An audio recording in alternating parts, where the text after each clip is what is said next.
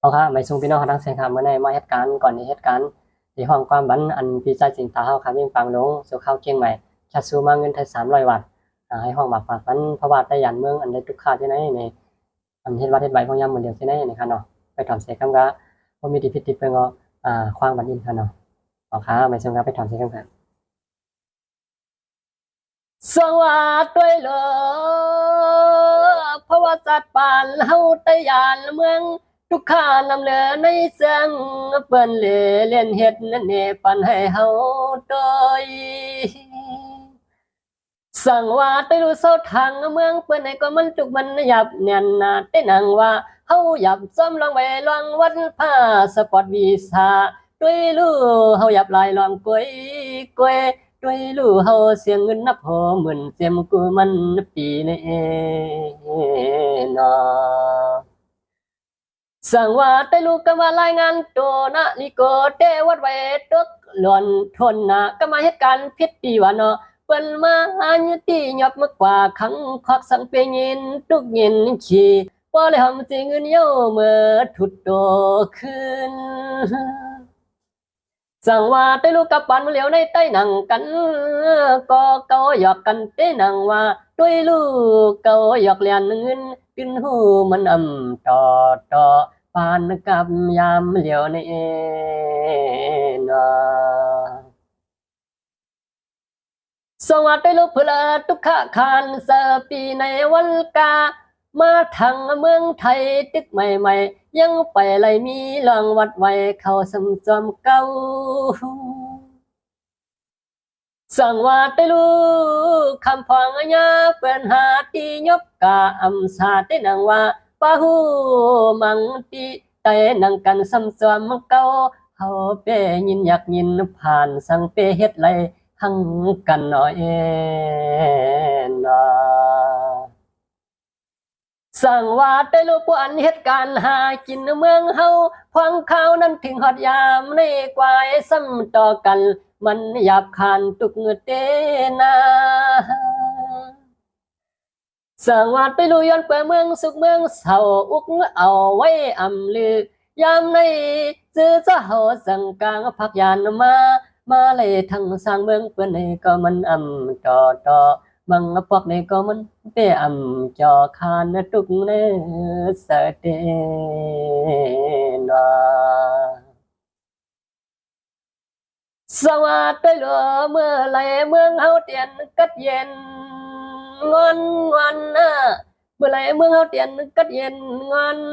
นเอ็ดกันตัวตานก็วันในเพอก็เสือล้นสั่งว่าได้รู้ปวนเมืองเฮากัดเย็นแชมสาว่าเพก่อมไข่กังขายานที่กินที่เศร้าข้าว่าเมืองเที่ยวสังเสานั้นมันเปรียวเสียมนเสือล้วนพวกมีลองเพเขียนเพราะว่ามันสิ้นกันเย็นในนอสังวาดไปรู้มาทางเมืองเปิ้นเอกก็มาเหตุการณ์เฮ็ดงานหาเงินวันขึ้นดุกหยับไม่แน่เสภายก็เปหูหันซ้ำสั่งว่าไปรู้คำฟังเลยก็มาเลยเปลี่ยนอยู่นังเก่าเต้นังว่าป้าหูมังก็ก้นก็มันหยับขันดุกปนทอมจำหูมันหยับไหลลวงคือลวงวัดไว้มันหยับไหลลวงในเสดนอสั่งว่าได้รู้มากับวักเหตุการณ์ที่ขามีเงินขึ้นเลยเมื่อต่อเมียลองวัดไว้เอาให้เงินหมดสั่งว่าได้รู้ลองกินวันโปแลคำเย็นคำกันเสอดด้วยรู้มันหยับในก็สิเย็นเนอเสในนอสั่งว่าได้รู้เหตุการณ์หากินลินเมืองไทยแต่เฮาได้คำฟังมีลองต่างเลือดต่างไม่วันไหนคำฟังในก็เสือเสมีอยู่หลายลองหลายต่างสั่งว่าในเตข้าก็สั่งเลยมีเสลังกาภาษาตะอุบไข่ที่ในซึ่งให้สร้างลังเส จียมกูคุณกูนางให้ปกป้องเสอเจียงเลี้ยงกันไม่เยาวนอสั่งว่าไปรู้มาเหตุการณ์หากินเมืองไทยวันมีเงินมาขึ้นเอาเงินในส่งยินเมื่อถึงเมืองไตตีต่างปรเมมาตากินสั่งเศร้าทางต่างนองต่างหลังเลือเสนั้นอำกาสัมมาไรเฮ็ดลองไว้ลองวัดในมันเกียนเสียงเปเมากังเงินในเสียงนับพอหมื่นลงเนาะมันหยาบมันสุกเลยกำใจเฮ็ดมิวนั้นมิวในลายลองลายสำน้ำหนาที่นางว่ามันหยับคานตุงอาลามาสร้างเมืองเพื่อนให้ก็มันต่อตั้งจอตั้งบนมีไว้อิดอีเนก็ตั้งตุกมันก็จิ้มเข้ามานำอยู่นอสวัสดีลูกเลือแสนนั้นกาหน้าจะจะเศร้าทางเมืองไตคำฟังหน้ามังมุกมังซุ่มใกล้เลวะเจออันเศร้าทางเมืองไทยในมันมีลองลายสั่งในนอมันใกล้เลมาเมากังเสลัดสั่งว่านี่ก็ค่าใครมีสีความสั่งว่ามีสีความสั่งตอนตอมไปตวงทวามน่าเจอจะมกยุมใจขาดเดซัมซับเสียงเลียงกว่าสิ่งให้โปหูเนเสนเยานอสั่งว่าตะลุกวนเหตุการณ์เมืองไทยในนะขันเสมิวหลังวัดไว้นะก็ว่าใหญ่ในสร้างหลายล่องลายมิวกาเสียงป้าเงินก็ปอนำคำเกอกหังสั่งว่าเสื้อสู่คำพวางซ้ำเลเสเลว่ากุนสร้างเมืองซึ่งทาอยู่หลายล่องลายตั้งใจสร้างคาดได้สำสังลังไปยินมัดตวงหมายเลยนะนอสั่งว่าได้รู้กวนอันเหตุการณ์หากินเมืองไทยในหน้าได้รู้ป่นมีเงินขึ้นเอาเงินในยินสวงเมียงปันปลอเมตตางหลังให้คำปลอเมมาตาปลายเมากวังเอาจริงในคืนสวงปันมาสั่งว่าได้รู้ป่นข้าวสวนข้าวนาเตะมันว่านอข้าวสวนข้าวนานั้นมันเตะนังว่าด้วยลูกกมากาสวมกาจากไทยนาการน้ำมันจากไทยนาที่นังว่าสู่วันด้วยลูกเฮาส่งมากูมันเลื่อนอันนี้นอสังว่าที่ลูกกมากาสวมนากาถอยกาสวมนาที่นังว่ากาลายล่องลายตั้งเจ็มเงินกินเงินทำเสื่อนลูกหลานสาวทางเมืองไทยในส่วงยินเมื่อปันอันในสู่เจียงเนื้อเกษรคอสั่งว่าด้วยลูกเสื่อนย้อนกินเขาเฮาคนเมืองนั้นมันปาเงินคนทางเมืองไทยเตะมันสู่เจียงในเกษรคอใจสร้างเตสำขึ้นเปียวอย่านี่เสคนสร้างเมืองจึงไทยซอยเขียมนั้นอย่าว่าเฮาขาดต้องปั่นสู่เจ้าปิรัดเมียวนั่นละนาเนาะสั่งว่าไปลูกปอสู่เจ้าย้อนกินข้าวเม็ดกวนเมืองน่ะเจ็บขวัญกวนเมืองก็มันปังเงินเฮาเศร้าทางเมืองไทยเย้าเฮาขาสวงยินมือปั่นดินปลอเมเฮาขาเศร้าอยู่ตังปะลังเลือนสั่งว่าได้ลูกข้าวสวนข้าวนานั่นนะกมากามีอสาว่าการมันสักไทยนากาถอยกาสมนานั้นก็เฮาสวงเมื่อตวังมัดหมายจ้าสายสางเตซ้ำซับเสียงเลียงปั่นเปว่าเมียวนั่นเพียงนานอ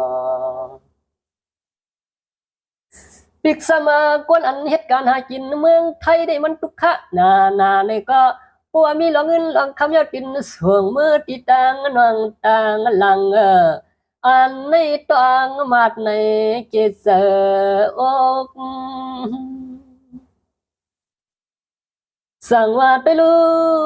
เจมอันกูซึกก็ลองเงินหลูเงินตามเจมลองกันศาสนา เนก็เฮาสวงเมื่อที่ปลอมีมาตาลอมใกล้ลวงลูตันยินปันเฮา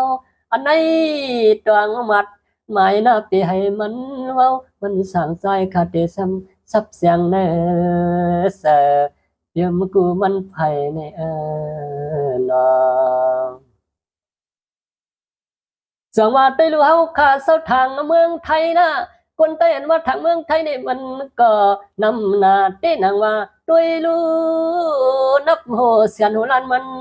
ตวงหมายเลยนะด้วยรู้เฮาขามาสร้างเมืองในก็ขึ้นสูงยืนยินปันเมืองสั่งว่าด้วยลูกคำพวงมาเหตุการหาเงินขอบเมื่อมีเงินนำคำเหลืองขึ้นกวักเมื่อเฮ็ดเฮือนเฮ็ดเย่ขึ้นแตกอุดแตกว่าจะเจอนั่นเองก็ยังมีด้วยลูกกวยการวันนาเมืองซ้ำมาสุกเอาเขาก็โปไหลขึ้นยานปล่อยเฮือนเปียดเย่เย้าขึ้นตุกกินผ่านนั้นเนาะสั่งว่าได้ลูกคำพวงมีเสียเฮือนลองแตกอดแตกว่ากาคือกายเข้มเนก็เลยปล่อยภาคกลางยานปานเมื่อยามนั้นมาสขาน้องเงินน้องคำตรงเมืองจึงทะเยามือสร้างเฮือนสร้างเยอยู่ดังปลางลื่นสั่งว่าด้วยลูย้อนเปเมืองสุกเมืองเศร้าได้นางว่าป้าหูเขาก็ขึ้นออกยานขึ้นหูเปลี่ยนย้อนสังเตลำวนเดียงเสียงเนอเสอเสียมกูมันเพอขนาเนาะไม่สูงพี่น้องน้องเสียงไงในก็ผู้มีดีพิธีเปลืองก็กดวางความไกวปัจจัยกำค้าห้องพิดห้องถูกขนาดก็เปิดความลงเลยก็พยายามห้องในขณะที่ผู้ห้องค่ะห้องพิดห้องถูกค่ะในวันวิจัยสิงท้ายันมานั่นให้บากปันเพราะว่าเหตุการณ์เมืองไทยอยู่เมืองเขาก็ทุกข่ายในคำว่าเนาะก็บากปันนะครับเนาะแต่เส้นนั้นมันก็คำพรใกล้ว่าคนกาเมืองไทยได้อยู่เมืองเปิดในว่าเมียวก็มีลองสังใจเลยสังเมืองเขานี่ว่าเพราะว่าบนตัวแต่อันทำมาเมืองไทยนี่ก็มาเข้าการเข้างานเข้าสวนเข้าภายในการน้ำมันตักน้ำมันกาไถหน้าว่ากาเหนียวจ่าว่ากาซ้อมหน้าว่าเนี่ยเข้าเป็นลูกเป็นหลานอยู่เมืองไทยนี่ก็สูงเมื่อปันดังขึ้นเนาะพวกอันกูมุกุซุ่มขนาดอันว่าเย็บคอนว่าจะได้ยอดกินข้าวเนี่ยมันปลาเงินอันเขาอยู่เมืองไทยเนี่ยอยู่ค่ะอย่าไปซีนี่จังนั้นในใครซับยังจังไหนค่ะอันคนเมืองเขาเลยกินดีนุ่งดีคำพ้องนั่นก็หน้าเหตุการณ์เฮ็ดงานดังใดมีเงินเอามือเฮ็ดเพิ่นแต่ว่าก็มีดังน้ำค่ะเนาะมันขึ้นไรไปเนี่ยก็มีอันเนาะนี่ก็มาเมืองไทยเนี่ยได้ร้องในกำใจเนาะค่ะพวกหมออยู่หมอกินก็เดียวค่ะพี่น้องใต้เฮากำบันน้ำมาอยู่เมืองไทยก็เรียกสมาหยับลองวัดลองไว้เสียตานี่ก็เสียงเงินนำสมบัติสมัยนี้ก็ยังถึงมีเงินสมมาตั้งเฮือนอยู่ค่ะเนาะกันกกกันกากทางไผทางบ้านนี้เฮ็ดไรกินกว่าได้ส่งมื้ออยู่นี่ค่ะเนาะแต่ฉะนั้นก็อันมาอะไรนี้เป็นก็มีอยู่ทั้งนำค่ะอันมาทุกข้านี่ก็มีทั้งนำค่ะให้ละลีกูก็ให้ทุกข้ากูก็เนี่ยเต็มมีแน่เนาะมันก็เททุกข้าก็มีอันเปรียวก็มีในมันเป็นเช่นนั้นมันเป็นสภาวะเมืองโครงการของเฮาค่ะเนาะพี่น้องค่ะให้เข้าใจมันเสียคำนี่ก็มาอยู่วันไหนเมืองใดอยู่ที่ไรก็ย่อในคนเฮามันเป็นมีพรดีครับบ่หมอเฮ็ดมันค่ะเนาะเฮาอยู่เมืองไทยก็เฮาก็ส่งยินมื้อปันอยู่ทั้งน้องทั้งหลังในฟังเงินเฮาคนอยู่เมืองไทยอยู่ในแต่ไปสั่งคนมาเมืองไทยค่ะเนาะคนมาอยู่เมืองไทยนี่ก็ใจเอค่ะทั้งเมืองใต้ทั้งเมืองไทยมันเคยเข้าครึ่งกันเนาะครับมื้อเดียวเนี่ยเพราะว่าบ้านมันมานี่ก็มันก็เจอคนนั้นอยู่เมืองไทยทั้งหมดค่ะเนาะให้เฮาพี่น้องใต้หมู่ฮักกันค่ะมาอยู่วันไหนเมืองใดเป็นใต้เหมือนกันครับเพราะว่าหมอฮักกันหมอพร้อมเสียงเปล่งปากเนี่ยมันเป็นกันเนี่ยมันเป็นดีครับพี่น้องเฮาเนาะใต้เฮาก็บ่นำพี่น้องใต้เฮาได้คำพ้องได้ค่ะนะใกล้เลยว่าพวกรัฐบ่รัฐความใต้ปีก็ใต้ว่าใส่โคใต้ก็ใส่ใต้ใส่โคใต้สิเฮ็ดการใต้ก็แค้มเรียบไล่นี่ค่ะเนาะเฮาอย่าไปว่าจังนั้นค่ะเฮ็ดให้เพิ่นเคยยามไกลใต้เฮาเพิ่นเหมือนจันใต้เฮามาไกลบ่เฮาว่านั้นค่ะนะการใต้เฮาได้มาใส่โคสังเฮ็ดก็มันดีอะค่ะบ่เฮ็ดให้ใต้ขึ้นใหญ่ไม่สูงก็พอค่ะใส่โคสังเฮ็ดก็เลยค่ะกำมันปันเมืองมาแล้วนี่มันเหมือนกูปอกค่ะเมืองเพิ่นขึ้นใหญ่ไม่สูงนั่นเพิ่นก็ใส่โคหังเฮ็ดก็เลยค่ะเนาะเพิ่นต้องว่ามาใส่โคใต้นะโคใต้เนี่ยใส่ได้ดีว่ะพวกจำปอยจำลามแหน่เฮ็ดพิงใหญ่พิงตัวเนี่ยคำพ้องนี่ว่าคำมาเฮ็ดความลงเนี่ยใส่โคใต้นี่ครับเอาไปทางในเขาหรือเฮ็ดในมองบอกเฮ็ดในตรงในหน้ามาเฮ็ดการอะไรมีจุดจับจุดกำมันตันมีขยำใส่ในขนาดเนาะมองบอกก็มันเป็นเช่นนั้นครับ มันเป็นพวกก็เฮ็ดจำปอยจำลานมันเป็นพินหมอกหวานที่เฮาลงไหลใส่เอานั้นเป็นพินเยเป็นตรงเฮาแต่พออยู่สำคัญทำงานของเปามีข้าวยามครึ่งชั่วโมงนี่1ชั่วโมงนี่เน็ตมาเฮ็ดกว่ามันม่วนใจบันพี่น้องเขาเฮ็ดให้มันทันมีข้าวยามใส่คั่นเนาะเป็นน้อมอยู่ครับเห็นทันได้ใส่โคตรใต้จังได๋คั่นนะจังให้ป้องใจบันใจกำครับพวกเฮาก็ไปใส่โคตรใต้แห่งใดเฮ็ดนี่มันสิตกลิ้นกันคั่นเนาะผมบางปอก็ทันได้ใส่นี่ก็โลเฮ็ดครับพวกใส่เฮ็ดนี่ก็ดีครับทันได้ใส่เฮ็ดนี่ก็ดีมันกับทางเมียงก็เฮาว่าอยู่ปากเพิ่งเมืองเพิ่นนี่คั่นเนาะก็บางปอก็มันทันได้ใส่ครับแต่เขาหรือห้องความจังได๋ก็เฮาถึงจะมีกาเหมือนเพิ่นคั่นเนาะกาก็มีห้องที่เสียงก็มีในบางปอกป้ากันแหน่ใส่รถเครื่องก็เป็นต่อย่อว่าจังซั่นเนาะในบทเต็มรถเครื่องว่าคั่นเนาะต่อย่อเสียงไม้ผู้ลองๆไงกว่านี่มันทันได้ใส่ครับบางปอกเตาองเตาผมกว่าเฮ็ดในนาจังซั่นนี่เฮ็ดการเหมือนกันนะห้ามมีเงินที่เฮ็ดห้องอัดเสียงห้องติเสียงในขนาดเนาะอย่าให้ป้องใส่กันใส่คำค้าหมายสุดนั้นเสียงกันเนาะ